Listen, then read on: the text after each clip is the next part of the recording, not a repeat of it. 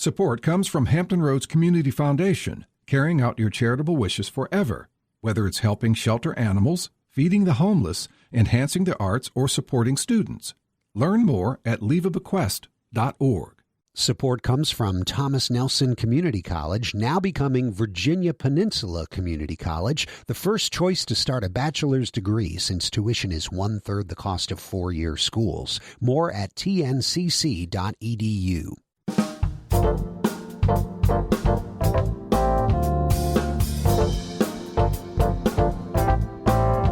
Good afternoon, everyone. I'm Barbara Ham-Lee. Our guest on today's show may be familiar to many of you. Her book, Our Bodies, Ourselves, was an iconic part of the feminist movement. Wendy Sanford was a founding author in the Boston Women's Health Book Collective. She now has a new book. It's called These Walls Between Us, and it's revolutionary too, in an entirely different way. It's the story of Wendy Sanford's personal exploration of race and class and her determination to forge and maintain her friendship with Mary Norman, the Help.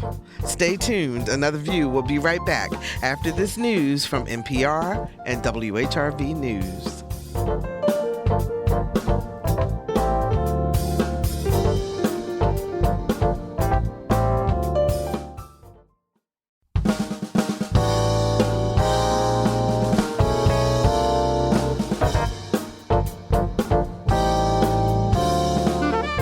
Discussing today's topics from an African-American perspective, this is Another View. Hello, everyone, and welcome to Another View. I'm Barbara Ham-Lee. Before we get to our topic today, some very exciting news out of Colonial Williamsburg and First Baptist Church of the historic First Baptist Church of Williamsburg.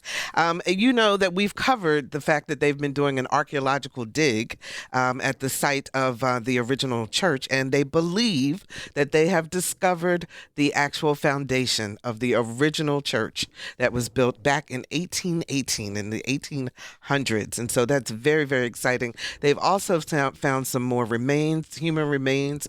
They're going to be meeting with descendants of people from the families that attended the church and working out what to do with those remains. Now, all this comes at a really good time. The church is celebrating 245 years this weekend, starting with the premiere of a documentary that is called History Half Told is Untold.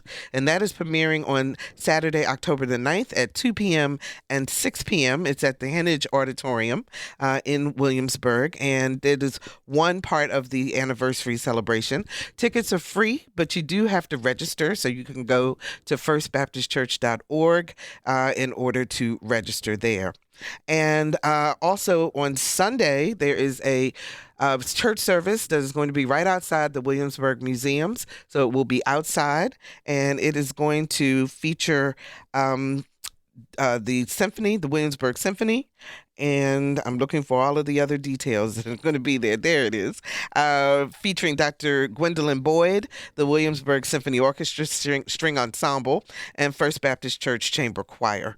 And all of that is open to everyone. So come on out, help them celebrate 245 years. This church was started in 1776 by Black people and built by Black people for Black people in the Williamsburg area. It's a part of our history being told again. And also the documentary History Half Told is Untold will air on WHRO TV 15 on October 17th at 7 p.m. So check it out. So in the introduction of her book, These Walls Between Us, author Wendy Sanford writes this. Quote, "The book would not exist without Mary, based as it is on innumerable conversations between us, by phone, in person, via email, and in later years via texting. Mary has read and commented on every draft, but These Walls is very much my story. It focuses on my off-stumbling journey towards seeing Mary more fully across the socially constructed barriers between us, that is, towards being a truer friend. It is written with a white readership in mind to invite white readers to join me in exploring our relationship to white supremacy culture. Please welcome to Another View, author Wendy Sanford. Hi, Wendy. How are you? Hi, Barbara. It's so good to be with you. Thank you so much for joining me. So, I read this book from cover to cover, and I have so much to talk to you about. But I'm curious. Oh, good. I'm curious. First and foremost, what were your emotions when you typed the last period in the book? Meaning that you had pulled it all together. Do you remember? Ooh, I do. I cried because this book took 30 years to write because I had to keep up with the times, and there was more and more coming out in the past few decades about white privilege and all I needed to understand as a white person, and more information like from the author Ta-Nehisi Coates, who wrote an amazing article in The Atlantic called The Case for Reparations, about the housing discrimination and the federal laws that promoted housing discrimination against Black families. So, and then Black Lives Matter. You know, it's like every time I thought the book was done, something would happen, or I'd realize it, or someone would comment on the book, and I realized it's not done. This has to get better, and more useful. That was really the hope for it. So then, also, any author who's listening to will know you just wonder how to end the book. And I had this long, complicated chapter ending the book. And finally, I realized I just needed to quote from one of Mary's and my most recent conversation. And that's the last page is just that conversation, half a page. And it says so much. And when I realized that was the end of the book, I did weep. Wow. Now, you're very clear that this book was written with white readers in mind. Why is that important? And why did you say that? Because you say it twice in the book. I know. And you know what I've started saying more recently, because, of course, a book comes out and you wrote the last word probably a year ago. Yeah. What I've started saying is my hope is that Black readers will find it accurate and authentic and trustworthy. Because I feel like anything I'm revealing about white domestic employers and about myself as a white person starting to understand all I didn't know, that's not going to be news to any Black person who reads it, probably. But I do want it to be trustworthy to Black readers and sound accurate and to be accurate. White readers, I thought I need to share my own steps along the way and my own missteps along the way, my ignorance about my friend Mary's life and childhood persisted for many years, and I had to do a lot of reading and trying to understand the differences of our life experiences in order to be a better friend. You know, it's interesting because as you talk about what you should have said in terms of Black readers and their reaction, because you took me on a roller coaster ride of emotions, I will tell you, because I came away with two thoughts. Okay. So my first thought was good for you for being so brave, for doing the work to overcome racism, to figure it out. I was really proud of your determination to to continue to push for the friendship with Mary and make it a genuine friendship. And I thought that was great. But then I also was just super frustrated and sometimes angry. Can you hear me?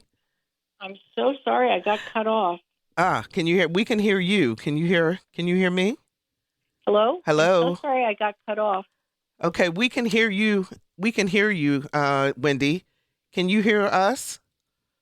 I'm afraid you lost me. I lost you. Yeah, we can hear you very clearly. We will call you right back if you can hear us. In the meantime, ladies and gentlemen, that's what happens with live radio. Sometimes we lose our connection, so we hope that we will be able to get Wendy back on the phone in just a minute. Todd, do we have a little bit of music we can go to until that time? We'll be right back.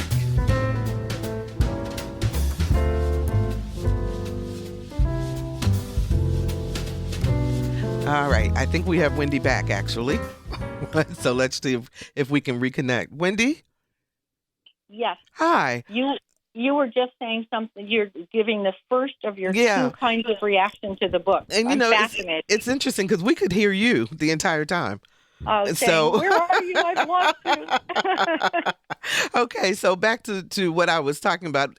Yes. For those who may be just tuning in, I was telling our guest Wendy Sanford, author of These Walls Between Us, and when reading the book, I had two major sets of emotions. Okay, the first being, as I said, good for you for being brave, for doing the work, for forging the friendship with Mary and doing it authentically and really developing a true friendship.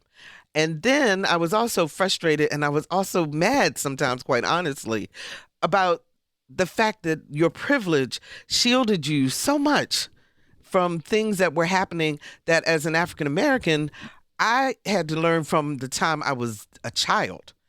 And Exactly. you were able to live this life, without having to deal with it. And you, quite frankly, could have chosen to continue to learn to not deal with it, but you didn't. Yes. Yep, that's true. Mm-hmm. So what was it about you and your upbringing and so forth that allowed you to make that switch? Why did you decide to step out of your comfort zone? Such a good question. And, I think back to the first sign for me was when I was maybe 8 years old. I'd sit with my parents during cocktail hour because they were drinkers. And they would tell my white upper middle class professional parents would tell these jokes that they thought were very funny. And sometimes it was about Black people. Sometimes it was about Jewish people or Catholic people or anyone who was different from them because they were white Anglo-Saxon Protestants. And I just never liked those jokes. They made me really uncomfortable even at an early age. So I got known in my family as having no sense of humor. Wow. And so that's how I know something started early. And I've talked with other more progressive white people about this, and we look back and remember something like that.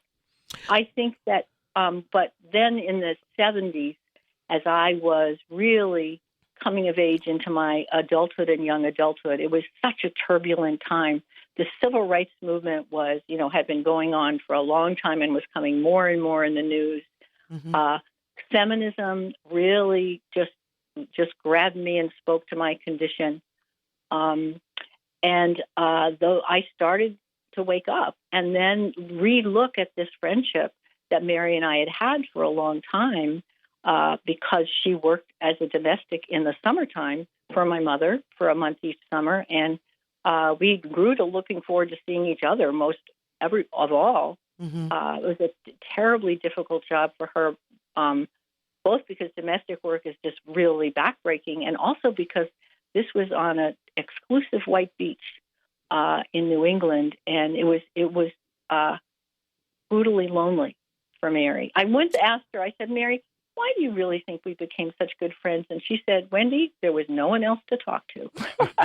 And that literally was true from reading the book, because there were no other than the other domestics that were in at the summer place where you all summered every year. As a matter of fact, Mary was only allowed to go on the beach in her uniform and to serve your parents. Is that right? Exactly. It wasn't a written rule, but it was a definite code. And so when we started wanting to talk with each other, we walked the beach at night.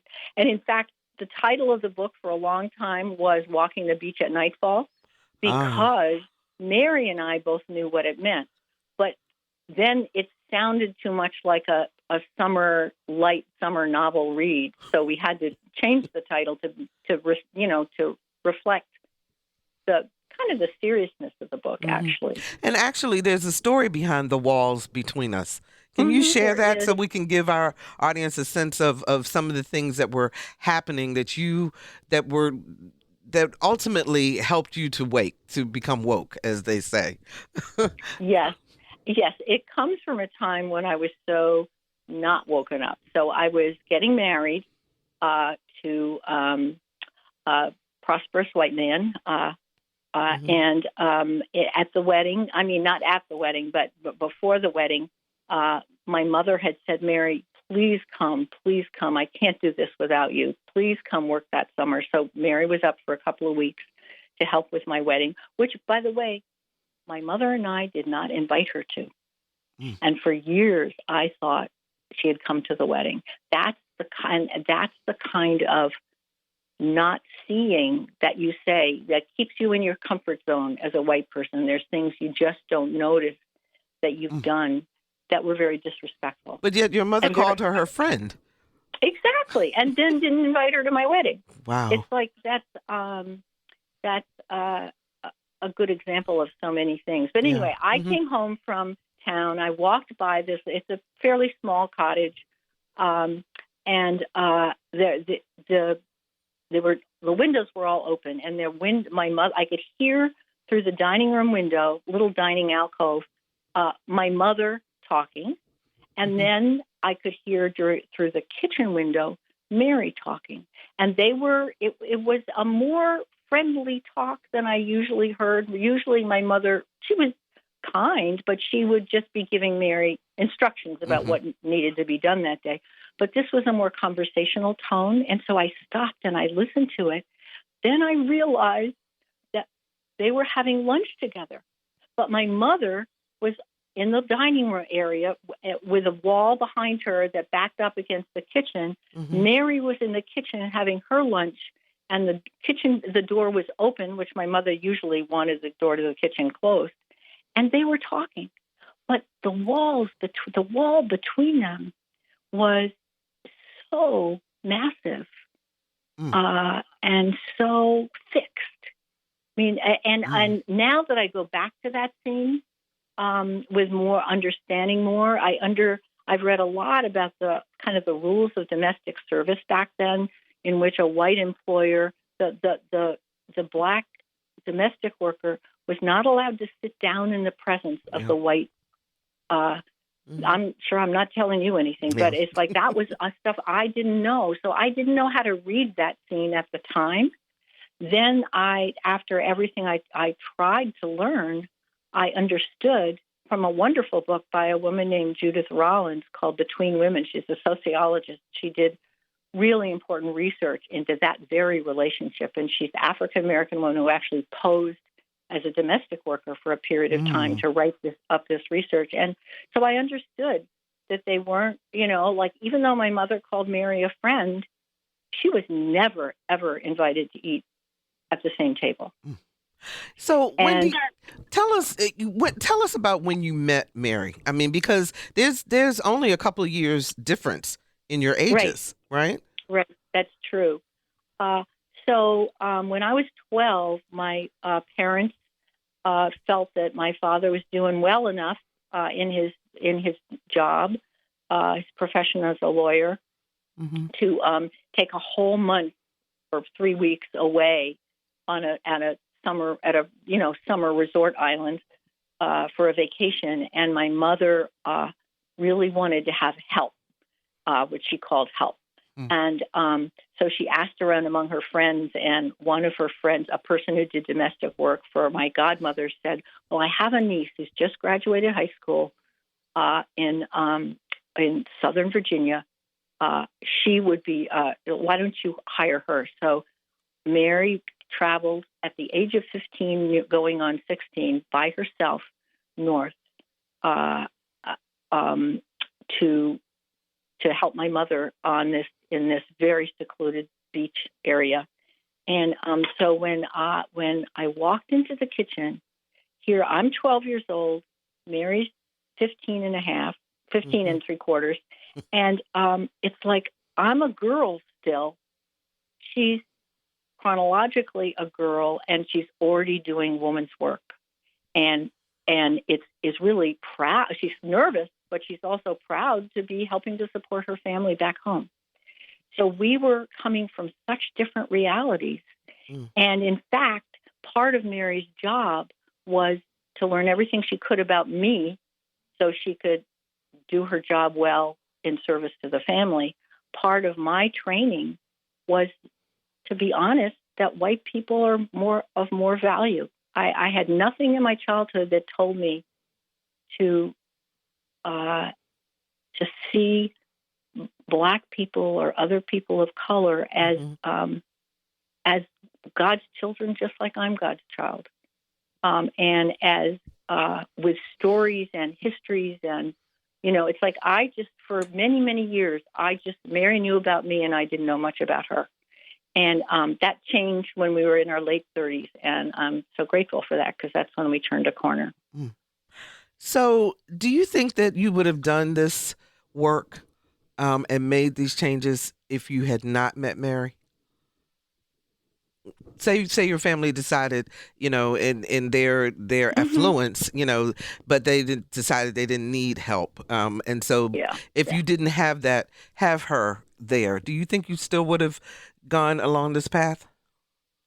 That's such a question. I think, as I said, that the 70s really woke me up to so many things, and the civil rights movement became very important to me. Would that have happened if I hadn't also known and come to love Mary? I don't know. I think they go hand in hand. I can't say which came first, but I know that caring about Mary motivated me to learn more. I also, as a feminist in a women's health group that was all white, we got some really important feedback from Black women's health activists that we were focusing in the book Our Bodies Ourselves, that we were focusing initially so much on health issues that affected white women and not really lifting up some of the different issues that affected Black women's health, like sterilization abuse, like the lack of support for mothers and families in a country that's very stingy about that. The higher maternal mortality rate and that was 50 years ago. We were learning that 40 years ago. And to be honest, the Black maternal mortality rate is still much higher than for white people. Yeah, even affluent Black people like Serena Williams had a terrible time. So anyway, I'm like getting distracted here with everything I want to say.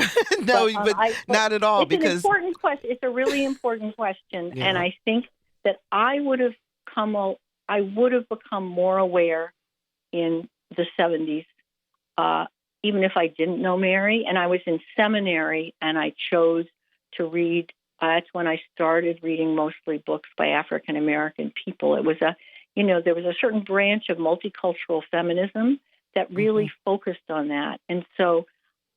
And at the same time, knowing and loving Mary gave me a deeper motivation, because they really do go hand in hand, I think. So because you went to all private schools, you went to Harvard. I did. And it was called Radcliffe at the time. Radcliffe at the time, yes. and so your orientation, and your dad was a big reader also, but your yeah, you're right. He read the works of white English men, which is what I studied in college too. Yes. And so, when you wrote about how important it was for you to do the work, and like you said, you started reading African American authors, and you started doing questioning and so forth. And when it really resonated with me, because when George Floyd happened, I received lots and lots of calls from white people begging me to tell them what to do. And you talk about, how important it is to do the work yourself. And that really resonated for me, because it was such a painful time, and with me trying to process my own feelings, as well as trying to help other people who wanted to, who wanted the solution rather than to go for the work. I think that's, yes, exactly. So many white people, it's tempting if you have a Black friend or a Latinx friend to say, well, tell me about racism. But in fact, that friend has a lot better things to do with their discretionary time than teaching their white friends. And I think it is up to white people to help each other learn what we need to learn to be decent, to be better friends. What's the biggest lesson that you learned? Oh, my Is there heavens. one? I would say humility, Mm. because even though I was doing all this reading, and the book chronicles this, several different moments where I just did or said something hurtful to Mary, and not intending to, but that things landed. And it's, some people today are calling that microaggressions, or how little I knew about the whole housing situation for so long, or that I used to tell her. Here's a great example. I used to say, Mary, you're a workaholic. You work too hard, and you should drop one of your jobs because it's making you sick. And we've talked about it since then. And she said, Wendy, I knew you didn't know about my life. I knew you didn't understand why I had to work 3 jobs. And why I just did it because I really wanted to own my own house. I wanted to raise my children well. I had really good reasons. And that to own your own house in the community that she lived in, banks were still charging her more interest on her mortgage than on white people in a nearby community. So I had no idea of all that. And I just used to say, Mary, just quit one of your jobs. You're a workaholic. And now, fortunately, we laugh about it. But that we were already friends when I said things like that. And that showed her how little I really knew, even though we were friends already. Yeah. So those are examples of the kinds of things that I needed to learn more in order to be a better friend. If you're just joining us, we're talking about race, class, and friendship with Wendy Sanford, author of These Walls Between Us. 440-2665 or 1-800-940-2240 are the numbers to call. Have you had an opportunity to read Wendy Sanford's book? Or even still, have you been a person who has dealt with a domestic in your home? And did you forge a friendship? Give us a call and let's talk about it. 440-2665 or 1-800-940-2240. So, Wendy, what kind of pushback, if any, are you getting or have you gotten from other white people who've either read the book or now experiencing it now that you're touring around and you're talking about it? That's an interesting question. We all move around in bubbles of people who think like us. At least I do. I don't mean everyone does, but most of my friends and most of the people, the circles I run in are really, they're happy I'm done because it took 30 years. And they're grateful that a white person has been so honest about things that so many of us as white people experience and obstacles to friendship that we bring with us. And so a lot of people have said, thank you. So how do you react when people say, because I've heard this before, well, it's not about race. It's just it's a class thing. It's not about race. Yeah, I'll be interested to hear how you answer it too. I say, just like I said, when your great question about which came first, loving Mary or learning. Yeah. And how they went, or being motivated to learn, and how they went together. I think they go hand in hand. I think, now I've got this theory that at base, racism is a convenient tool for a dominant white group to keep dominating. So that actually economic greed may come first. But that's a theory that's that has a lot of strength for me. Tell me your question again. I get talking, and it was such a good question, and it set me in that direction. Well, I was just curious as to how you reacted when people would say that if there were differences or issues, a lot of times it was more about class than it was about race.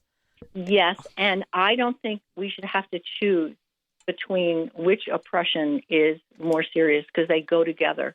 In this country, what percentage of the people who live in poverty are people of color because of racism in employment. So it's like it's hard to tease out. I think they're both really big factors, and certainly in my life they were, because I grew up affluent and with white parents who were kind. They weren't like KKK people at all. They were kind.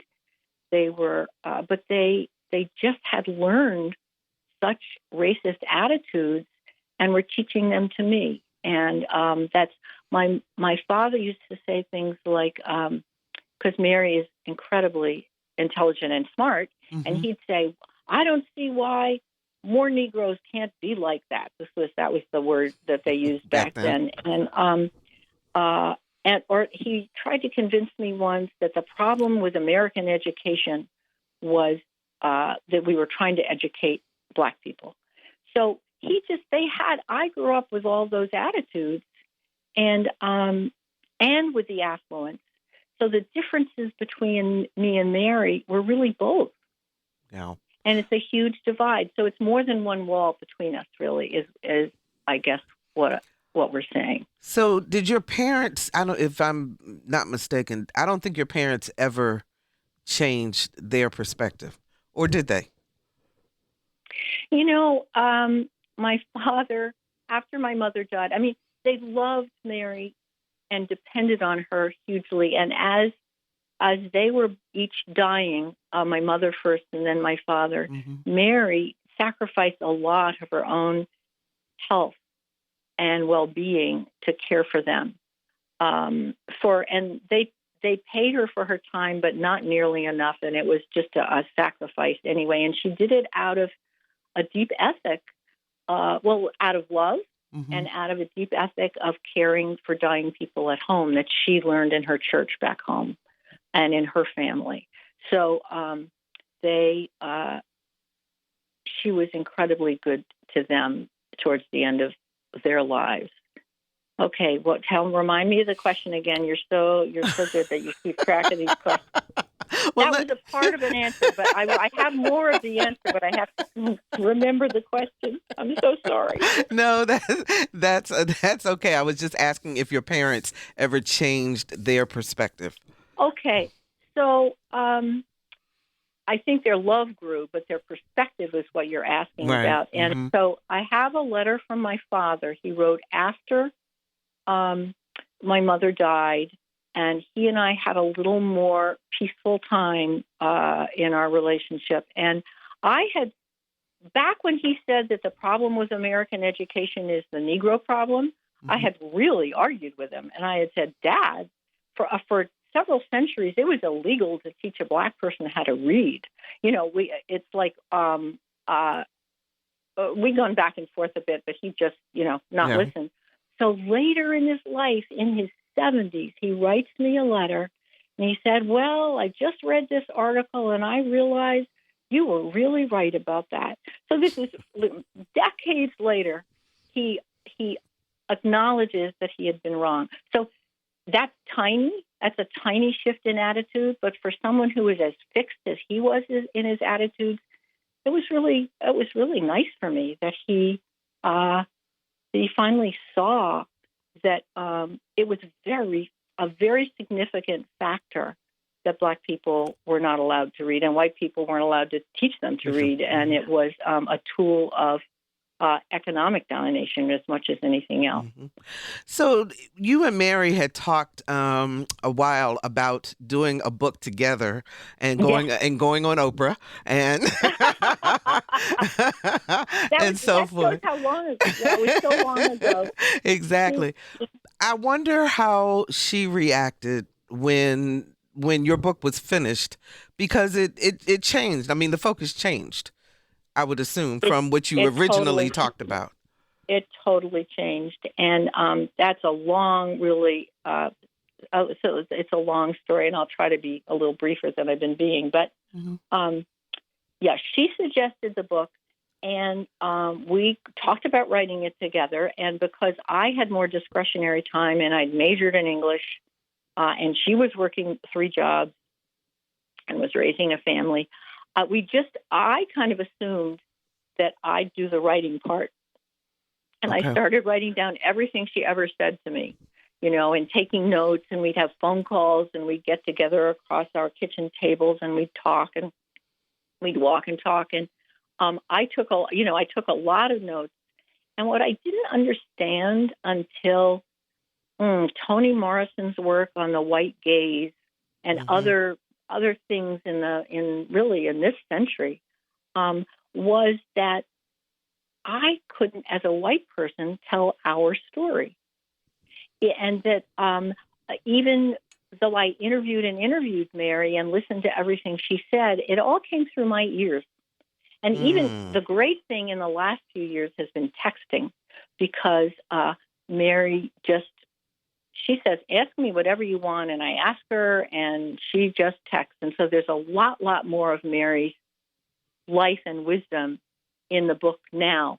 It was one of the reasons I had to keep rewriting it, is to make it better and more full. But still, we had to face at the end that it was essentially a story of a white person coming into awareness of racism and my role in racism and my accountability and how I could learn to do differently. That I wanted the book very much to honor her and honor her work, and honor our friendship. But by the end, it was pretty clear that it was about me. I mean, Mary had read every draft, and we'd talked about it. And there's a possibility it could have been different, but then all of a sudden Mary was 80 and I was 77. So she's 81, I'm 77. And we didn't have another decade to make this book better. Yeah. So that's why it is. That's why I'm the person. It's by me, not by the two of us, because that's the honest thing to say. But we co-created the book as we co-created our friendship. Wow.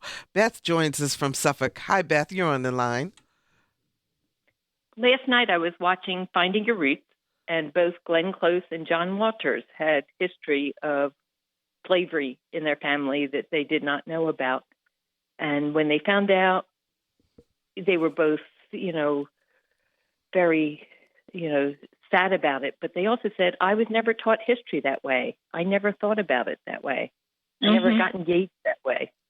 And I just, I couldn't process that. Wow. Well, yes, that's such a good point. And, there are states in this country that are now under more conservative leadership are trying to make it so you can't teach real history to public school students because it might make the white students feel bad about themselves. So, what do you think about that? What do you think about that, Wendy? Oh, me? Yes. I think it's terrible because, as Beth just said, it's just shocking that white people in particular grow up in this country not really looking at the history of enslavement and not knowing about it. And, I think of Germany, which, the Holocaust in Germany, which was so horrendous. They teach every school child about that.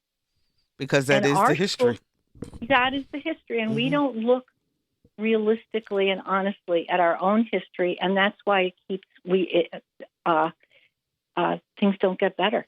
Like George Floyd, for instance, or like returning all the Haitian migrants back to a country that's in such trouble with storms and earthquakes. It's like there's so much racist stuff that happens in public life today. Why, as Beth says, why didn't we learn? Absolutely. Beth, thank you so much for the call. We appreciate that. 440-2665 or 1-800-940-2240. Anita joins us from Chesapeake. Hi, Anita. You're on the air. Hi. Thanks for taking my call. Sure. I am a white woman from the Caribbean. And as I was listening to your author talk, I realized what made me different was the example that my mother set for us. We grew up with privilege. We always had help. Now, we had white help and we had black help. But my mother's best friend was someone that was her age that she grew up with that ended up being our help. But they were best friends until they died in their 80s. Mm-hmm. Always friends, true friends. Mm-hmm. In that Yes. she was invited to things at our house, written invitations. If even Yes. she was helping, she also had a written invitation to attend because she was my mom's best friend. And that's the reason why I have a different attitude.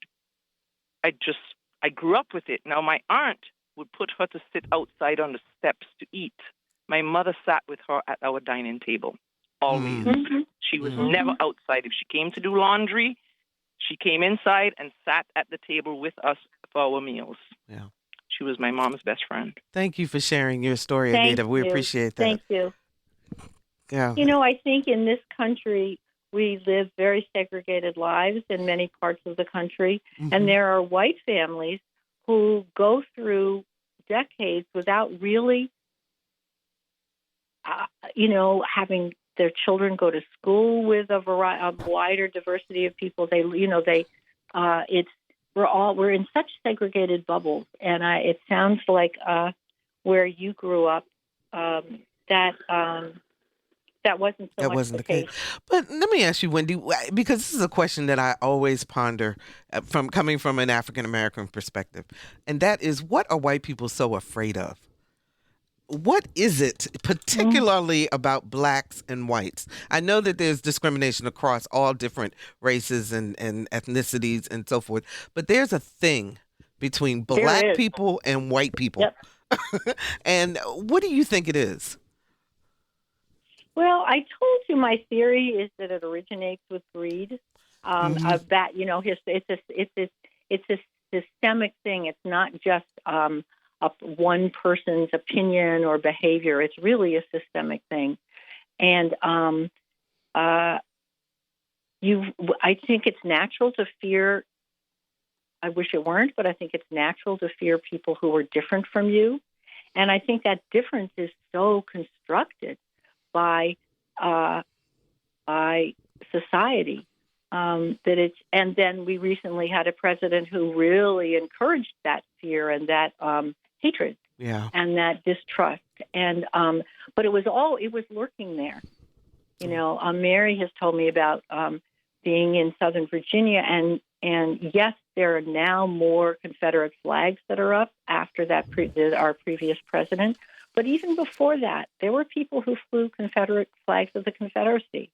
And what does that say to the black residents in a community? It's pretty hostile. Mm. It's so easy. It would have been so easy for you to even do this work and not come forward and not be public about it. You could have done this very privately, but you didn't. And you use the term, as I call it, the P word. You talk about privilege and what a difference it makes.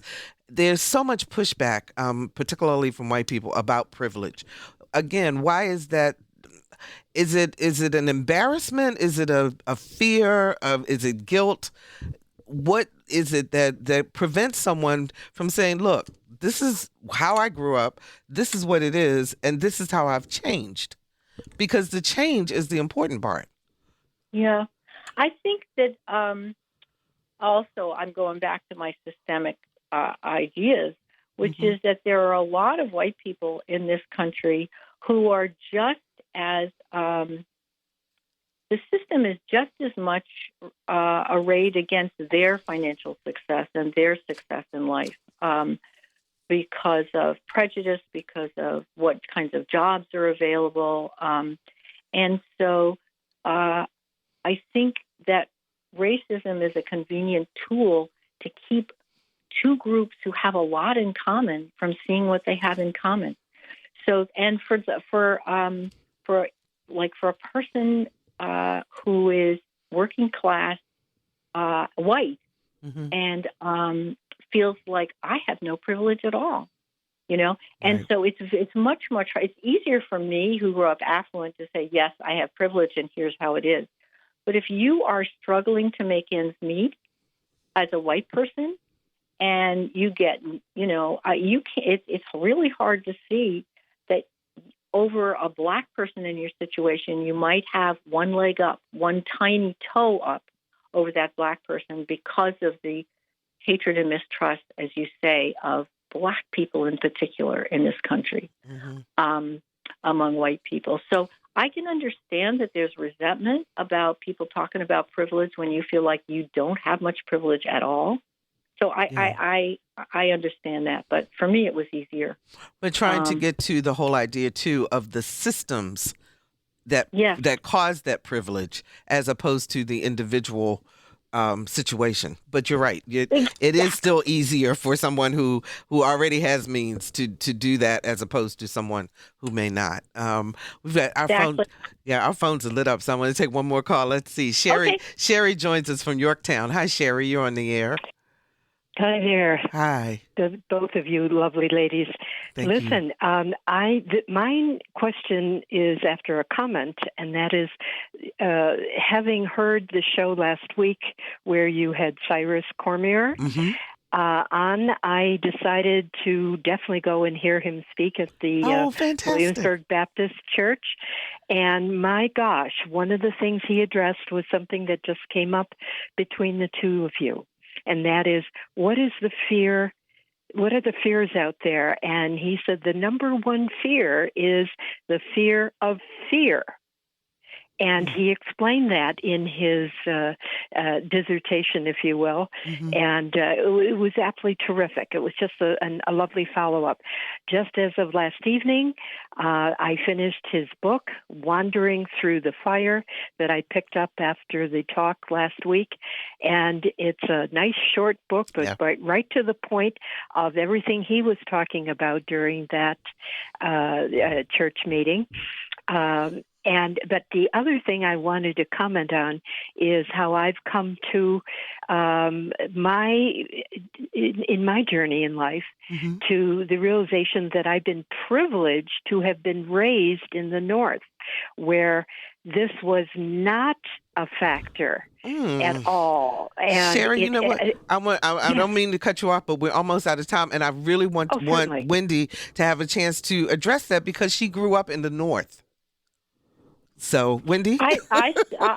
So for me, I appreciate that point of view. I feel like in the North, racism was more polite, maybe, or more, we didn't march around with flags, but there were beaches that there were still a lot of pools that black kids weren't allowed to swim in up north.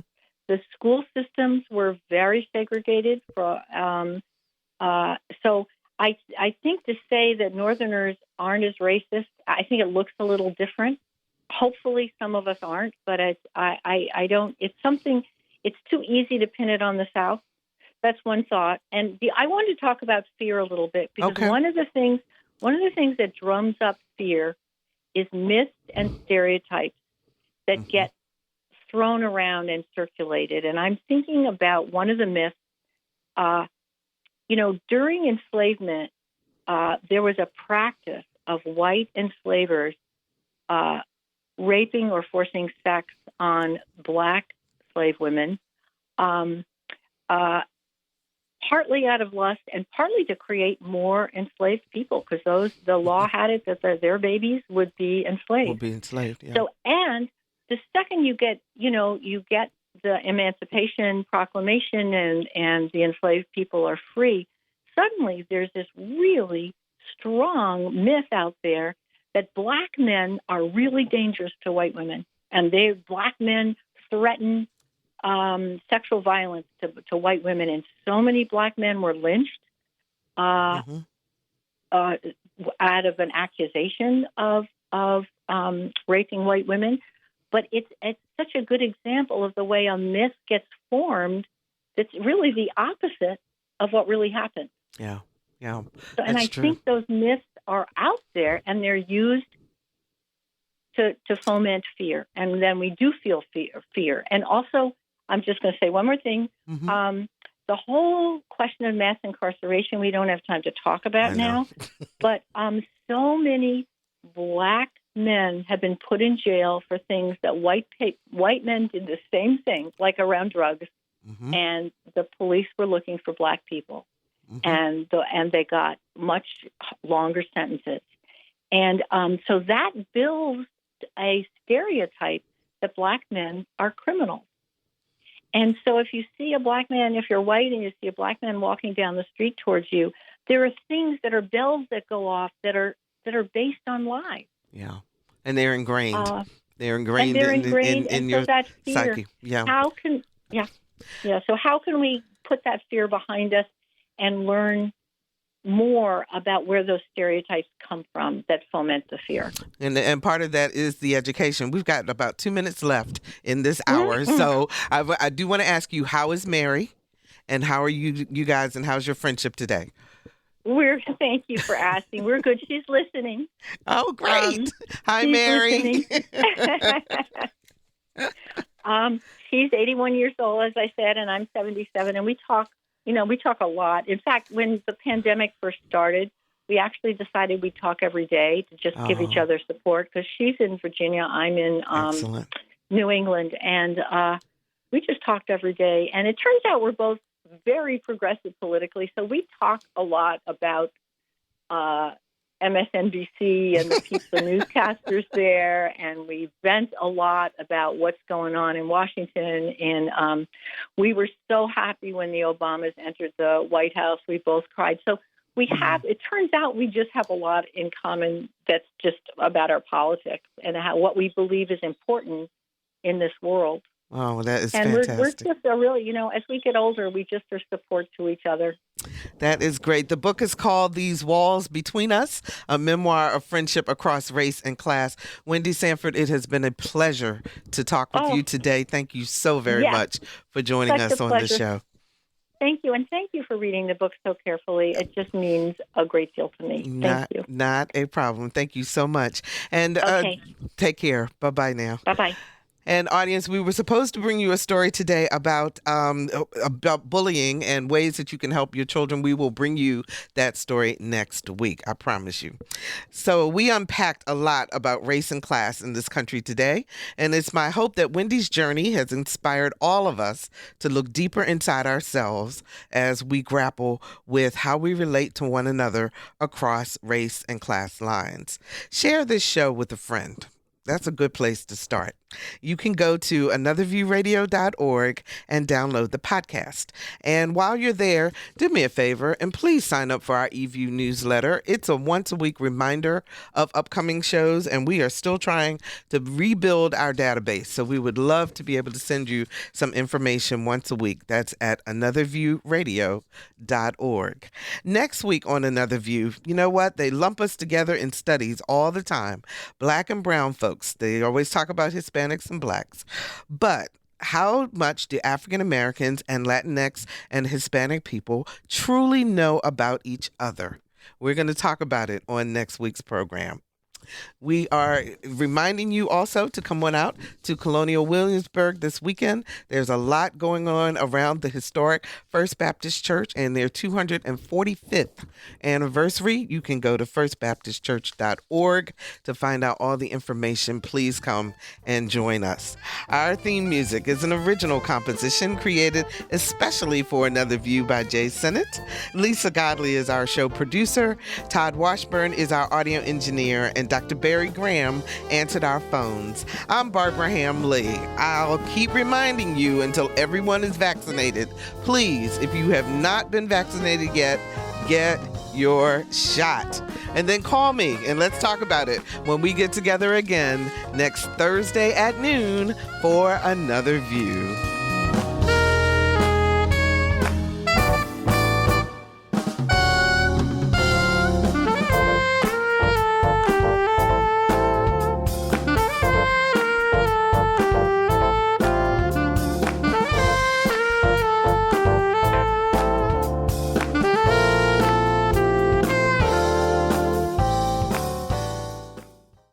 Support comes from Thomas Nelson Community College, now becoming Virginia Peninsula Community College, the first choice, whether starting your bachelor's degree or advancing your career. More at tncc.edu. Support comes from Hampton Roads Community Foundation, partnering with donors from all walks of life to improve southeastern Virginia through grants, scholarships, and leadership initiatives. Learn more at hamptonroadscf.org.